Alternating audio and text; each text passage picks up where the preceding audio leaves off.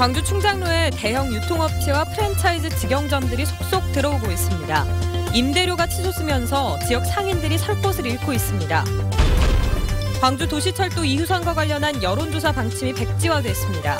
정보에 한계가 있는 시민들을 대상으로 여론조사를 하는 게 적절치 않다는 의견에 따른 것으로 TV토론회와 공청회는 예정대로 진행될 전망입니다.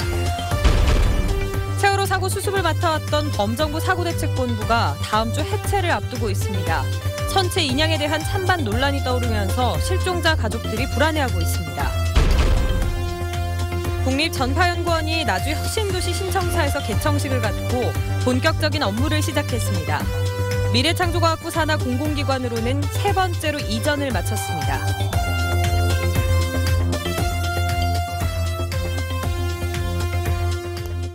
여러분 안녕하십니까? 광주 MBC 뉴스데스크입니다. 광주의 대표 거리를 꼽자면 충장로를 들 수가 있죠. 신도심이 개발되기 전까지는 최대 상권이기도 했습니다.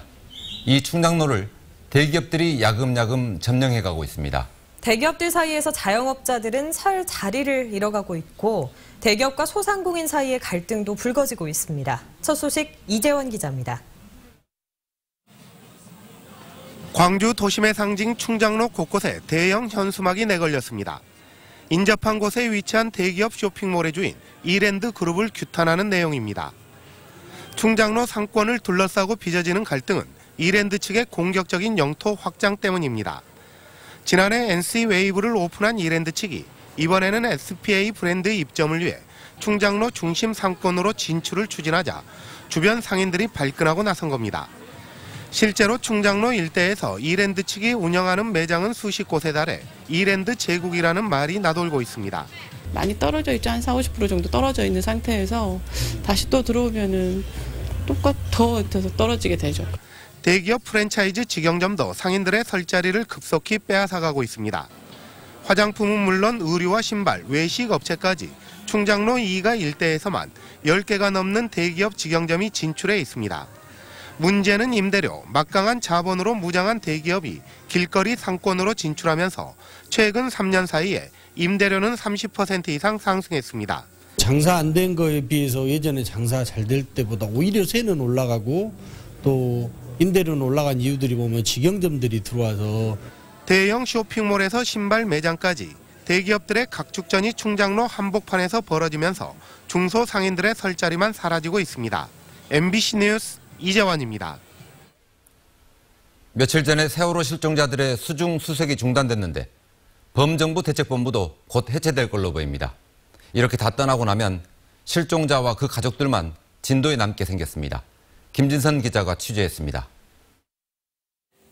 지난 4월 16일부터 바람잘 날 없던 진도군청이 한산한 모습입니다. 세월호 실종자 수중 수색이 중단되면서 50명이 넘었던 해양수산부와 해경 인력이 대부분 빠져나갔기 때문입니다. 이제 상황 정리하는 거죠, 이쪽에 이제. 그동안에 했던 사업을 다 이제 정리하고 짐 싸고 그러는 거죠. 실종자 가족 대부분은 팽목항과 실내체육관에 남았습니다. 책임 있는 정부 당국자들은 모두 진도를 떠났지만 세월호 인양을 바라는 절실한 심정에 자리를 지키고 있는 겁니다.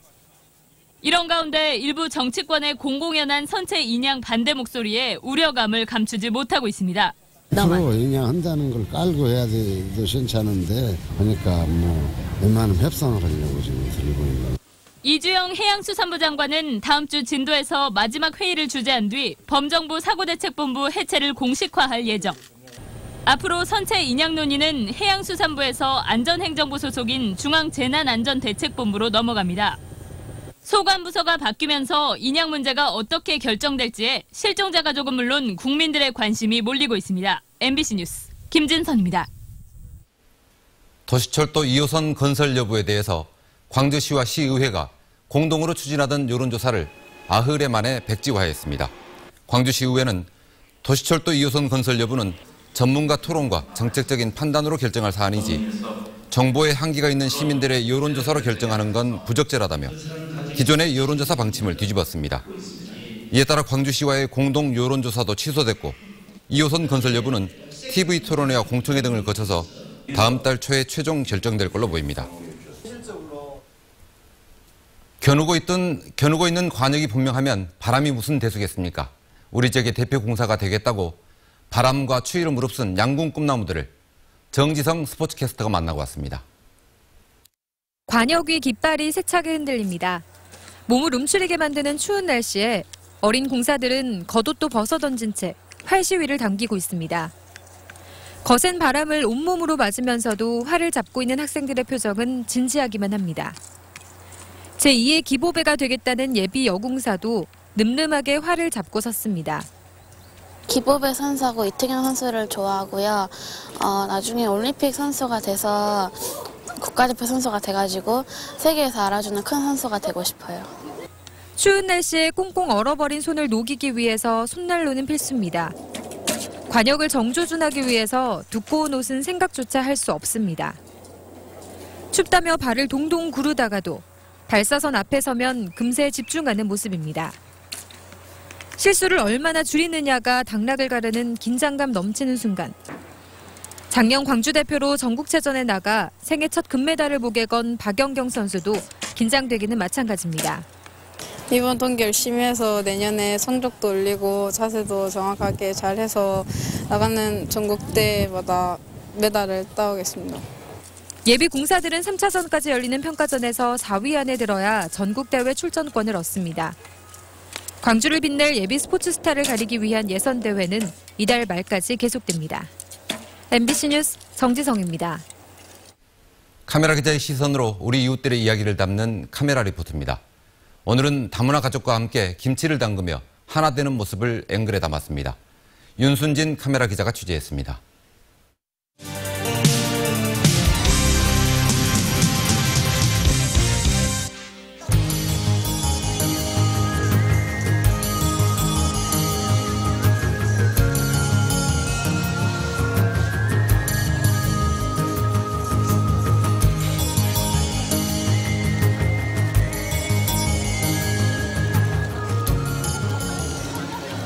겨울 계절에 이제 다문화 사람들과 이웃들과 같이 이제 사랑을 같이 이렇게 나누고자.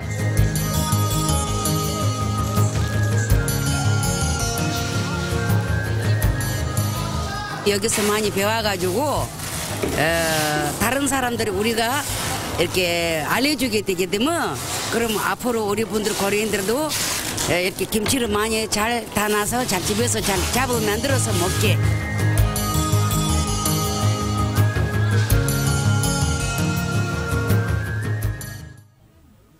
미래창조과학부 국립전파연구원이 나주 혁신도시 신청사에서 개청식을 갖고 본격적인 업무를 시작했습니다.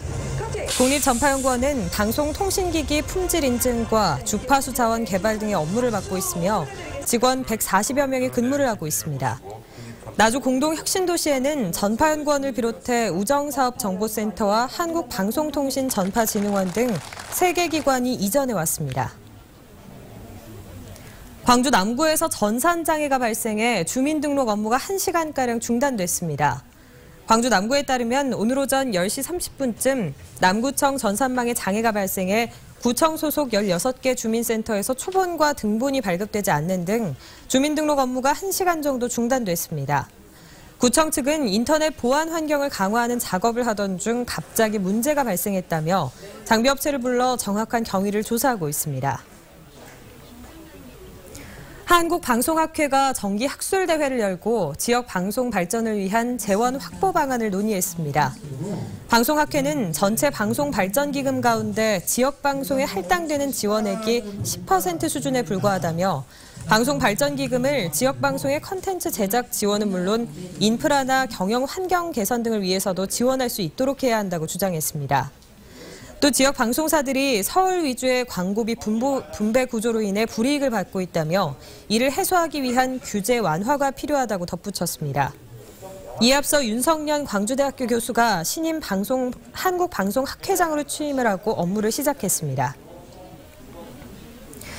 오늘도 날씨는 쌀쌀했지만 수능 시험을 마친 수험생들은 오랜만에 거리로 나와 해방감을 만끽했습니다. 주말에도 추위는 계속될 걸로 보이는데요. 자세한 주말 날씨 강예슬 기상캐스터가 전합니다. 젊음의 거리로 자리 잡은 거리가 점심시간부터 교복을 입은 학생들로 북적입니다. 수능 다음 날, 일찌감치 학교를 빠져나온 수험생들이 모처럼 자유를 만끽합니다. 오늘 광주의 낮 최고 기온은 11.5도. 평년보다는 조금 낮았지만 어제보다는 한결 따뜻해진 날씨가 학생들에게 해방감과 홀가분함을 더해주었습니다. 어제 수능 끝나서 친구 생일이기도 하고 그래서 맛있는 거 먹으러 왔어요. 공부하느라 시내 못 왔는데 그냥 오랜만에 시내 보고 싶어서 나왔어요. 토요일인 내일 광주의 아침 기온은 4도, 모레는 5도로 평년보다 조금 낮겠습니다. 한낮에도 13도 안팎의 기온을 보이며 예년보다 낮겠습니다. 이번 주말과 휴일에도 든든한 옷차림 하셔야겠습니다. 대체로 평년보다 낮은 기온 분포를 보이면서 쌀쌀하겠는데요. 또 일요일 밤부터는 비가 내릴 것으로 전망됩니다. MBC 뉴스 강예슬입니다. 어제 오후 5시 30분쯤 광주시 서구 매월동의 한 저수지 옆에서 광주시립미술관 7급 공무원 45살 정모 씨가 차량 안에서 번개탄을 피우고 숨진 채 발견됐습니다. 정 씨는 숨지기 전 직장 상사에게 후배를 아껴달라는 문자 메시지를 보낸 것으로 알려졌습니다. 경찰은 직장에서 호칭 문제 등으로 상사와 갈등을 빚어오던 정 씨가 스스로 목숨을 끊은 것으로 보고 수사하고 있습니다. 학생 중심의 동아리 축제인 대한민국 창의 인성 한마당이 김대중 컨벤션 센터에서 개막했습니다. 오늘 17일까지 계속되는 창의 인성 한마당에는 전국 280개 학교의 동아리가 참여해 방과 후 활동 등을 통해 배운 실력을 전시와 체험 프로그램으로 선보입니다. 또 인성교육 실현을 위해 각급 학교와 시민사회단체가 운영 중인 우수 프로그램들을 소개하고 있습니다.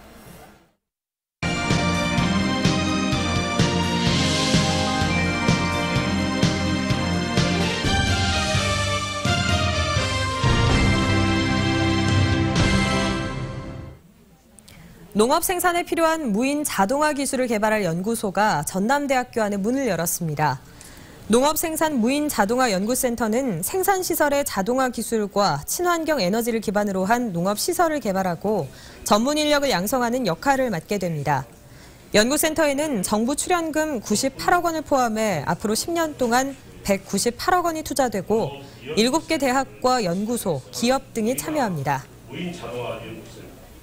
현직 경찰관이 음주운전을 하다 적발됐습니다. 광주 광산경찰서에 따르면 어제 오후 11시쯤 광주의 모 경찰서 소속 52살 박모경위가 술을 마신 채 운전하다 적발돼 입건됐습니다.